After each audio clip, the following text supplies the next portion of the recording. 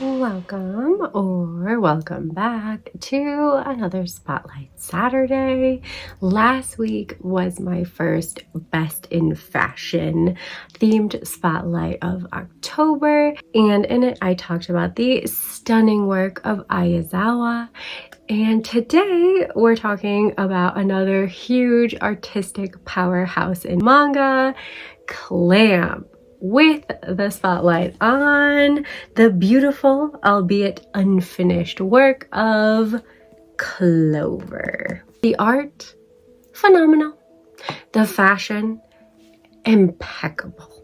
I love all of Clamp's artwork and their fashion, which more often skews towards Lolita vibes, soft and airy, cute and feminine. And while Clover does fall into this usual vein somewhat, I do love how it has the distinction of weaving together these sci-fi flares and embellishments, giving the cute style a little bit more of a distinct feel, as well as giving more variety to the characters and fashion that we see throughout this compiled work, feeling more similar to other Clamp works like X, which I desperately need to read or finish reading, as the case may be. Back to this series though, we are following a young girl named Sue, who is born into a bleak future where the military keeps tight control over a few children born with magical abilities known as clovers. The clovers are forcibly tattooed with symbols that indicate their potential power, and Sue is the only level 4 clover in the world. Kept locked away in isolation her whole life, Sue longs to find happiness in the outside world. An agent named Kazuhiko appears to help grant Sue's wish, but he soon realizes that there is more to the mysterious girl than meets the eye. This daring science fiction work captures a dystopian futuristic world where the government seems to have total control on these clovers with special abilities and prevent them from realizing the true extent of their powers at the same time.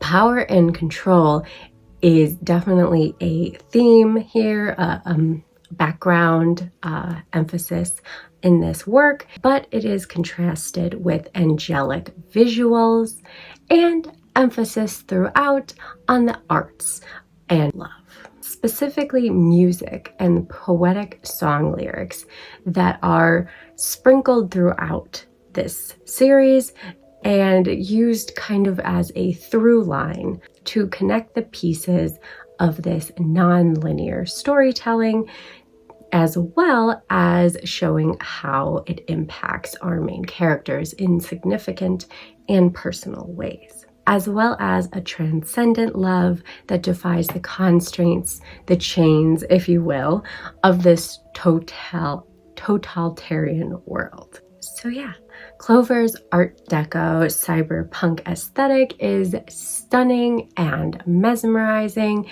but like I mentioned in the beginning of this video, it is unfortunately one of Clamp's unfinished works. According to Clamp Wiki, Clover ran in the magazine Ami from February 1997 to the summer of 1999, when the magazine went under, leaving the series unfinished. As of 1999, only 4 volumes have been released, and it has been on hiatus ever since. According to Nanase Okawa, 2 further books were needed to complete this series, but unfortunately, they, as of now in 2025 anyway, have yet to see the light of day. However, surprisingly, after reading Clover, and I don't seem to be the only one that it felt this way, I didn't notice it being glaringly unfinished and wasn't frustrated with its default ending, I guess. I think part of this is because the story is, as mentioned, not told in chronological order. So the ending, while the story is left unfinished, does not necessarily feel abrupt. I still wish, of course, that we could have the original ending as intended and envisioned by the creators, but I was happy that this series did not leave me feeling wholly unsatisfied.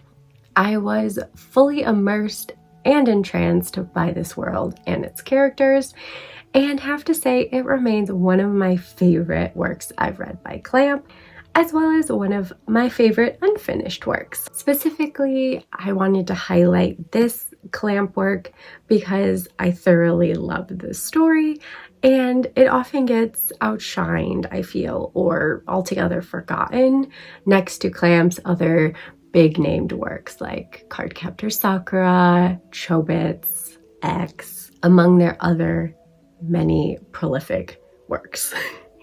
But I also chose to highlight Clover because it will tie into next Monday's video that I have planned, all about dark and wonderful series that are, unfortunately, not unlike Clover, unfinished. And possibly may always be so, but I wanted to recommend them and give them a shout out anyway, just like I did with Clover today. And yeah, so I hope that you will make sure you're subscribed to the channel if you haven't already, to make sure you don't miss this upcoming Monday's video. And until then, bye!